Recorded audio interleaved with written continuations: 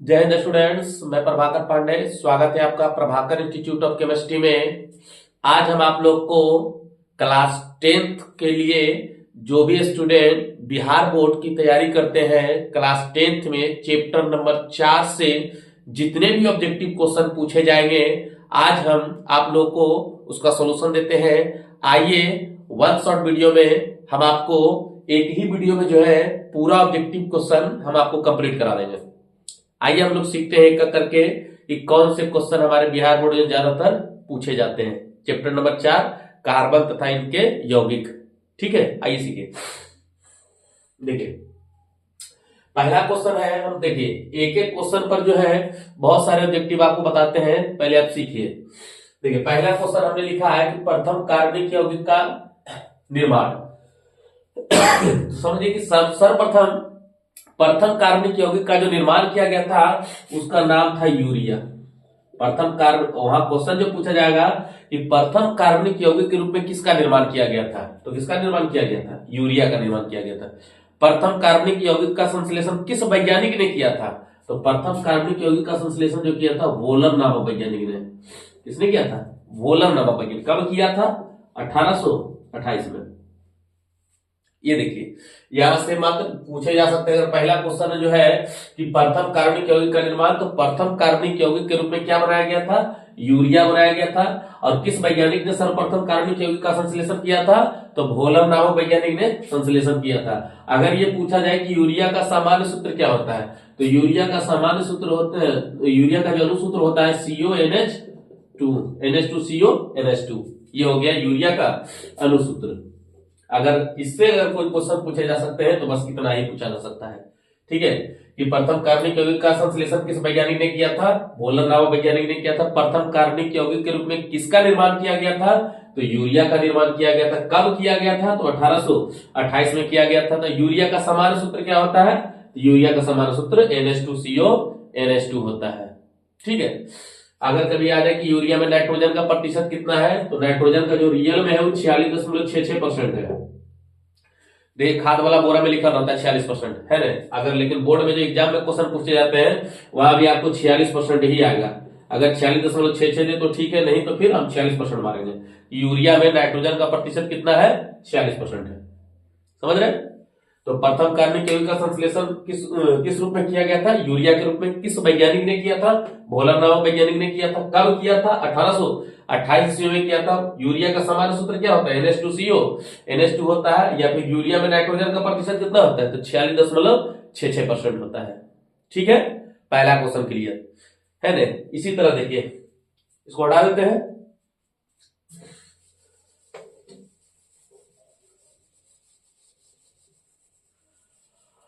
अगला क्वेश्चन देखिए। अगला क्वेश्चन है कि जीवन शक्ति का सिद्धांत। तो जीवन शक्ति का सिद्धांत को अंग्रेजी में बोलते हैं whittle force theory. Whittle force theory है ना, विटल फोर्स थ्योरी। तो जीवन शक्ति का सिद्धांत किस वैज्ञानिक ने दिया था? तो जीवन शक्ति का सिद्धांत दिया था जे बर्जीलियस। जे बर्जीलियस है ना। क्वेश्चन पूछा गया कि जीवन शक्ति का सिद्धांत किस वैज्ञानिक ने दिया था? तो जीवन शक्ति का सिद्धांत दिया था जे बर्जीलियस नामक वैज्ञानिक ने। कब दिया था? तो 1815 में। 1815 में दिया था। समझ रहे?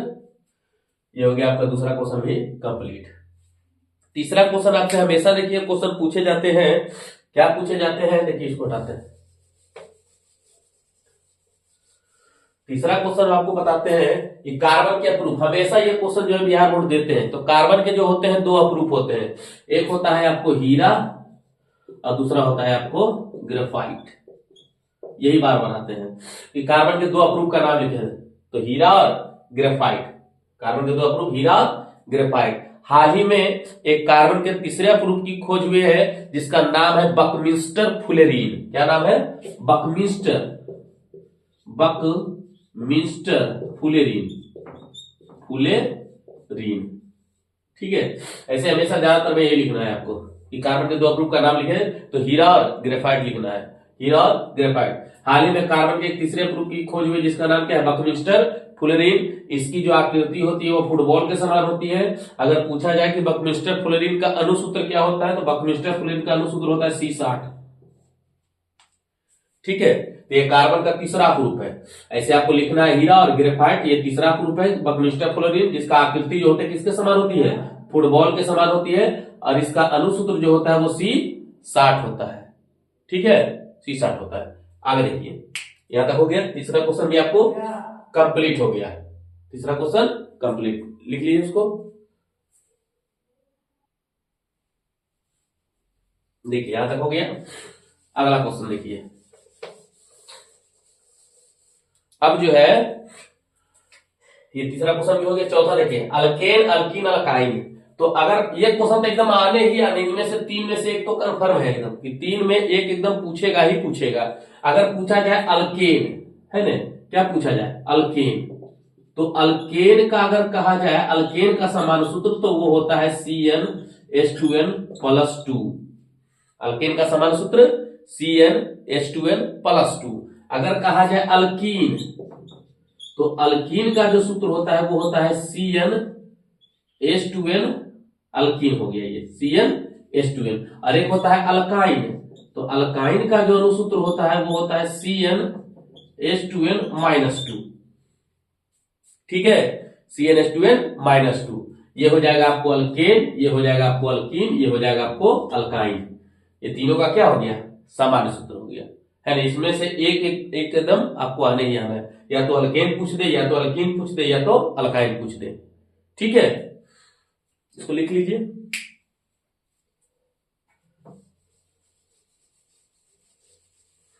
आगे देखिए, अब देखिए हम लिखते हैं, क्या लिखा हुआ है क्वेश्चन में कि अल्कोहल श्रेणी का सामान्य सूत्र, है ना, कि अल्कोहल श्रेणी का सामान्य सूत्र क्या होता है। ये सब वही क्वेश्चन है जो आपको बार बार बिहार बोर्ड में पूछे जाते हैं, है ना, हमेशा से ये क्वेश्चन पूछे जाते हैं। तो अगर पूछा जाए कि अल्कोहल का क्रियाशील समूह क्या होता है, तो अल्कोहल का क्रियाशील समूह होता है OH।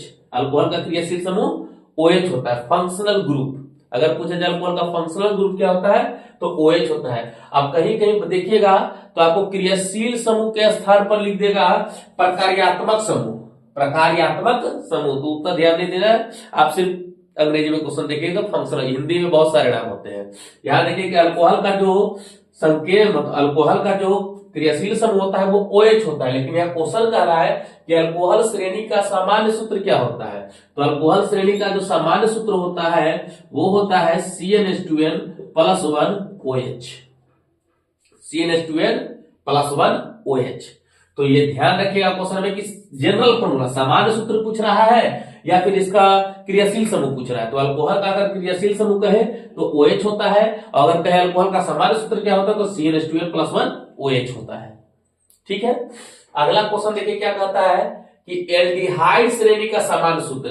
अगर कहा जाए एल्डिहाइड श्रेणी का क्रियाशील समूह क्या होता है, तो एल्डिहाइड श्रेणी का क्रियाशील समूह होता है CHO। एल्डिहाइड श्रेणी का क्रियाशील समूह जो होता है वो CHO होता है। अगर ऐसे नहीं देकर के आपको स्ट्रक्चर में भी दे सकता है तो C डबल बॉन्ड O के साथ यहाँ H होगा, समझ रहे हैं। तो ये एल्डिहाइड का हो जाएगा आपको क्रियाशील समूह। लेकिन अगर कहा जाए कि एल्डिहाइड का सामान्य सूत्र क्या होता है, तो एल्डिहाइड का जो आपको सामान्य सूत्र होता है वो होता है CnH2n+1CHO, CnH2n+1CHO।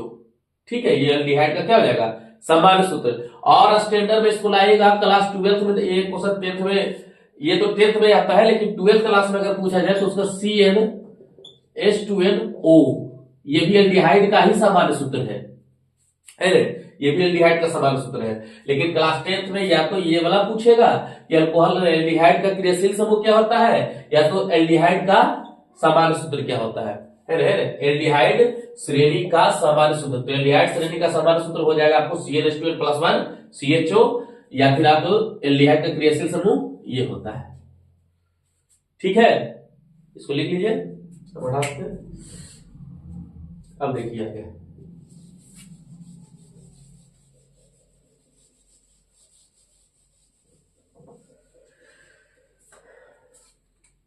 छेदक हो गया। अब देखिए कार्बोक्सिलिक, कार्बोक्सिलिक या अंग्रेजी में पढ़िए तो कार्बोजाइलिक होता है। कार्बोक्सिलिक का सामान्य सूत्र, तो कार्बोक्सिलिक का अगर क्रियाशील समूह कहे तो COOH, कार्बोक्सिलिक का अगर कहा जाए कि क्रियाशील समूह क्या होता है तो COOH होता है। लेकिन अगर कहा जाए कि कार्बोक्सिलिक अम्ल का सामान्य सूत्र क्या होता है तो कार्बोक्सिलिक अम्ल का सामान्य सूत्र होता है CnH2n + 1 COOH।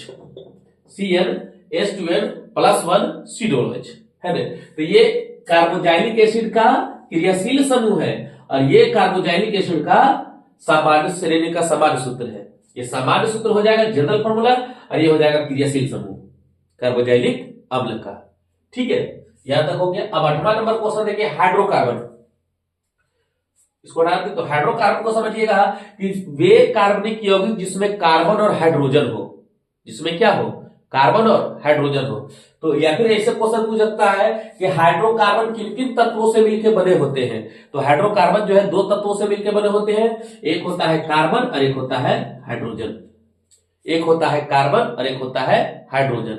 या फिर पूछे कि ये भी क्वेश्चन आया हुआ है कि कार्बन की परमाणु संख्या कितनी होती है, तो परमाणु संख्या 6 होती है। कार्बन की परमाणु संख्या 6 होती है। अगर पूछा जाए कार्बन की संयोजकता कितनी होती है, तो कार्बन की संयोजकता जो होती है वो 4 होती है। कार्बन की संयोजकता 4, अंग्रेजी बोलते हैं वैलेंसी।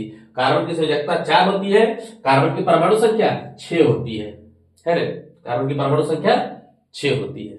ओके, ये हो जाएगा हाइड्रोकार्बन। तो हाइड्रोकार्बन किन किन तत्वों से मिलकर बने होते हैं, तो कार्बन और हाइड्रोजन से मिलकर के बने होते हैं। ठीक है, आगे देखिए।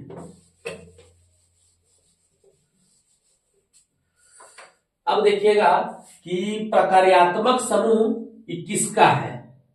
तो इसको देखिए ऐसे दिया रहेगा, या तो ऐसे देगा या तो फिर आपको ऐसे कर देगा, CO ऐसे भी दे सकता है।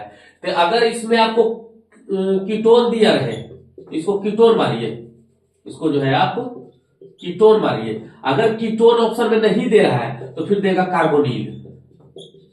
कार्बोनिल, ठीक है, ये कार्बोनिल का फंक्शनल ग्रुप है, क्रियाशील समूह है।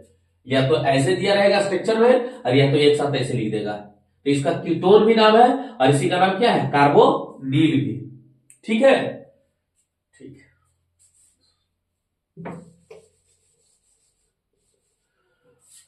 अब देखिएगा कि ब्यूटेन के लिए कितने समावयवी यौगिक संभव है। तो देखिए आपको क्लास में सिखाया गया होगा कि ब्यूटेन का मतलब होता है C4H10। तो इसके लिए कितने समावयवी यौगिक संभव है, तो इसके लिए जो है 2 समावयवी यौगिक संभव है ब्यूटेन के लिए। ठीक है, जैसे देखिए हम लिख देते हैं कि नंबर ऑफ C एटम, इधर लिख देते हैं नंबर ऑफ आइसोमर्स।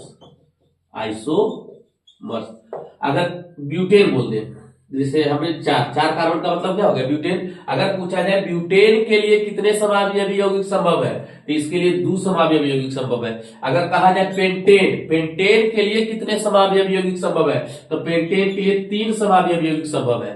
पेंटेन के लिए 3 समावयवी यौगिक संभव है। अगर हेक्सेन कहा जाए 6 कार्बन के लिए, तो इसके लिए 5 समावयवी यौगिक संभव है। और क्लास 10th में इससे ऊपर नहीं पूछेगा। ठीक है, या तो वहां कह सकता है 4 का मतलब हो गया ब्यूटेन, 5 का मतलब हो गया पेंटेन, 6 का मतलब हो गया हेक्सेन। तो ब्यूटेन के लिए कितने समावयवी यौगिक संभव है, 2। पेंटेन के लिए कितने हैं, तो 3। हेक्सेन के लिए कितना है, तो 5।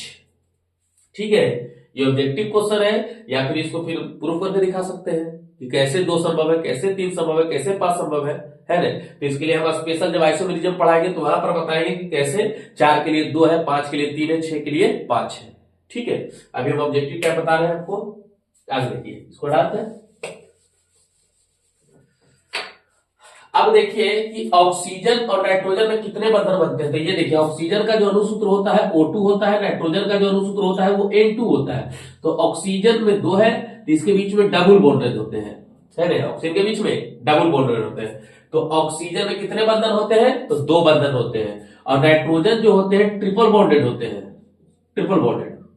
ठीक है, नाइट्रोजन जो होते हैं वो ट्रिपल बॉन्डेड होते हैं। आप कहिएगा कि डबल बॉन्डेड कैसे होता है, ट्रिपल बॉन्डेड कैसे होता है। तो आप जानते होंगे कि ऑक्सीजन के बाहरी कक्षा में जो है 6 इलेक्ट्रॉन होते हैं, है ना, 2 2 4 2 6, इधर भी 6 है।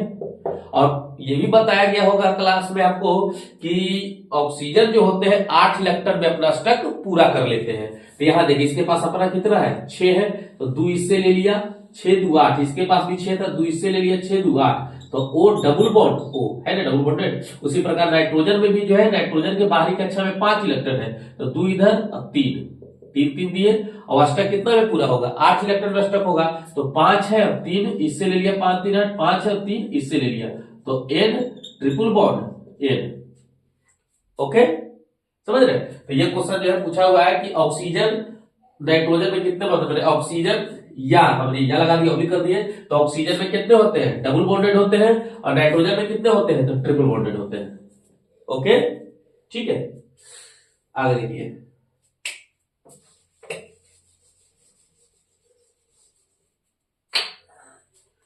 अगर ये क्वेश्चन आ जाए कि सरलतम हाइड्रोकार्बन होते हैं, तो सरलतम हाइड्रोकार्बन जो है मीथेन को कहा गया है, CH को। सबसे सरलतम हाइड्रोकार्बन कौन है, तो सबसे सरलतम हाइड्रोकार्बन जो है वो आपको मीथेन है। ठीक है, सबसे सरलतम हाइड्रोकार्बन क्या है, तो वो मीथेन है। अगर कहा जाए कि फ्लोरीन अपरूप है, तो अभी तो बताए थे कि फ्लोरीन किसका अपरूप है, कार्बन का अपरूप है। कार्बन के 2 अपरूप थे ना, हीरा और ग्रेफाइट, और एक तीसरा अपरूप था बकमिंस्टर फ्लोरीन। ठीक है, ये हो गया ये। अब क्या बचा, एरोमेट्रिक हाइड्रोकार्बन। तो एरोमेट्रिक हाइड्रोकार्बन जो है वो होता है बेंजीन, C6H6। एरोमेटिक हाइड्रोकार्बन किसको कहा गया है, बेंजीन को।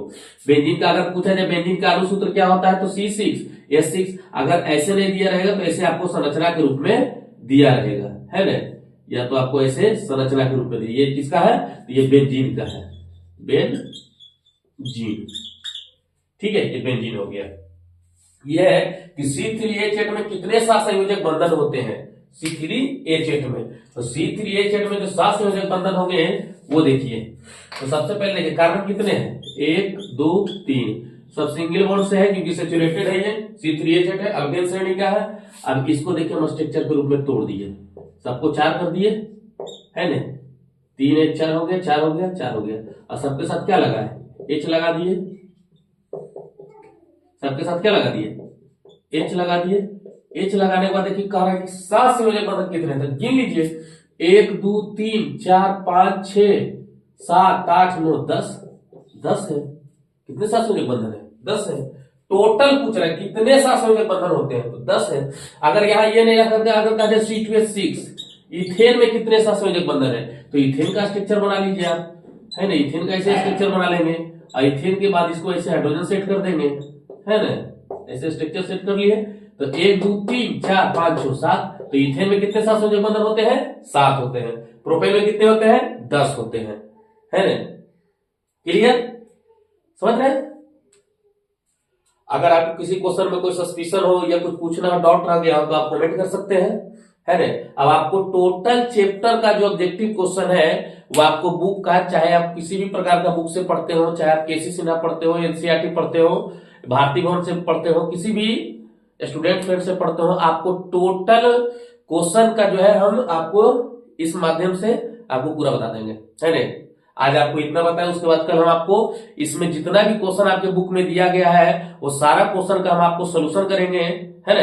और उसके बाद ये जब एक चैप्टर कंप्लीट हो जाएगी तो उसके बाद हम आपको total metal, non metal, acid base and salt, chemical reaction और आपको आवर्त सारणी, सारे चैप्टर का जो ऑब्जेक्टिव क्वेश्चन में जो भी डाउट होंगे वो हम आपको क्लियर कर देंगे, है ना, पूरी तरह से। अगर ये वीडियो आपको अच्छा लगा हो तो वीडियो को लाइक करें, शेयर करें, इस चैनल को सब्सक्राइब करें। जय हिंद।